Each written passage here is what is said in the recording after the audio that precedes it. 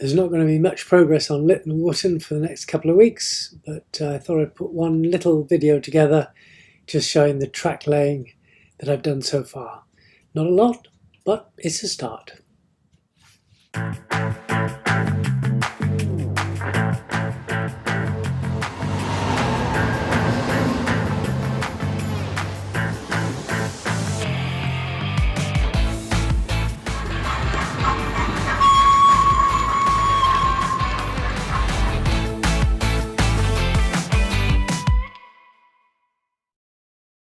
Welcome back to the development of Little Wotton.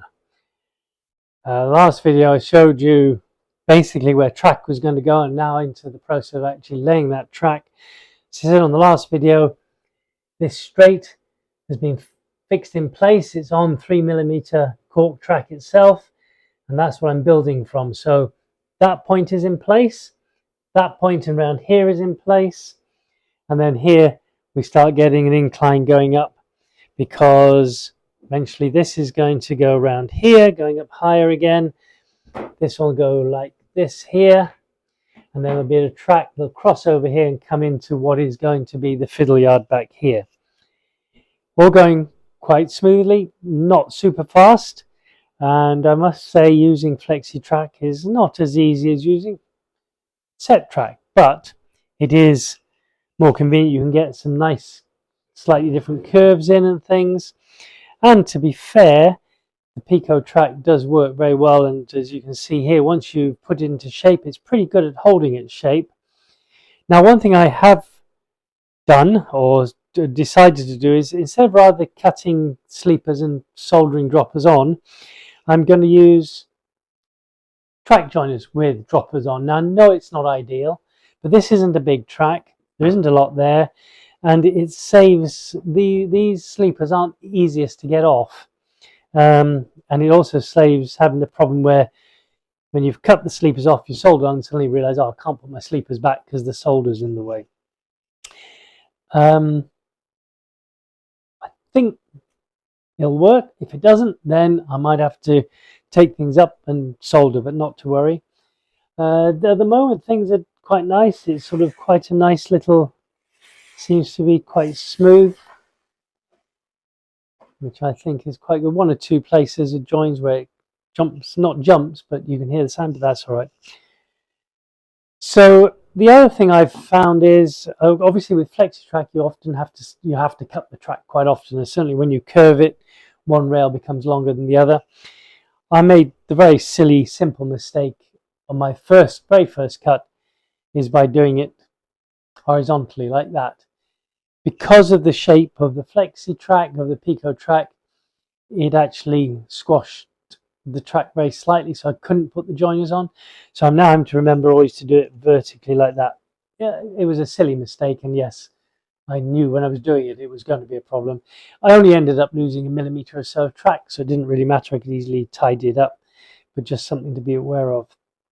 I've been using Copydex to stick the track cork down, and that seems to be working quite well. So there we are.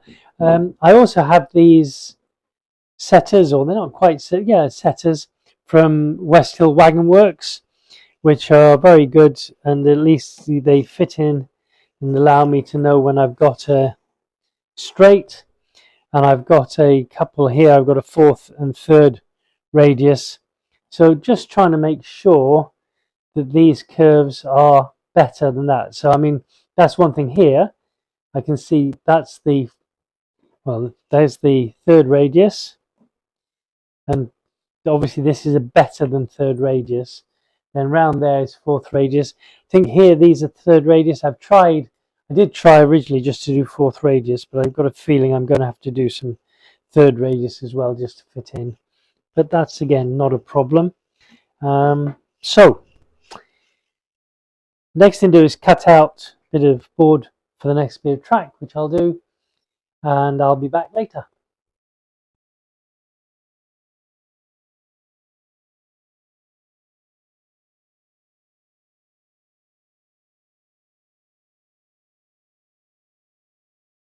So I'm just trying now to make some supports for the risers.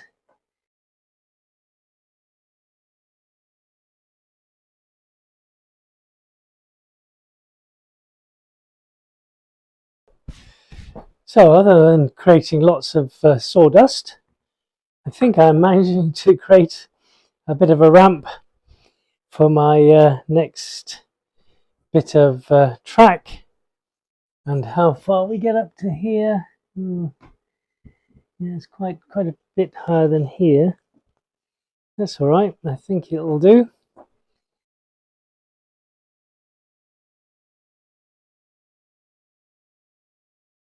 So hopefully you can see what I'm doing. I'm making blocks at varying heights so I can get the gradient coming up. This is more or less where I wanted to be, and it's maybe a little bit steeper than ideal, but I think looking at it, the locos and things will cope. And the idea is so it can come along here, then this bit can be at this higher level and maybe even go up a bit high, well, a bit more or less flat.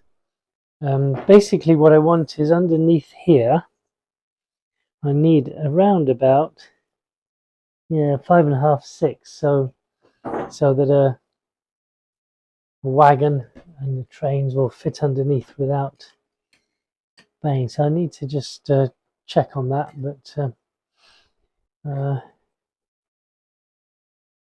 then we'll see where we've got to. Yeah. But it's getting there. Take a while. I'll be back probably in a couple of weeks' time. Bye.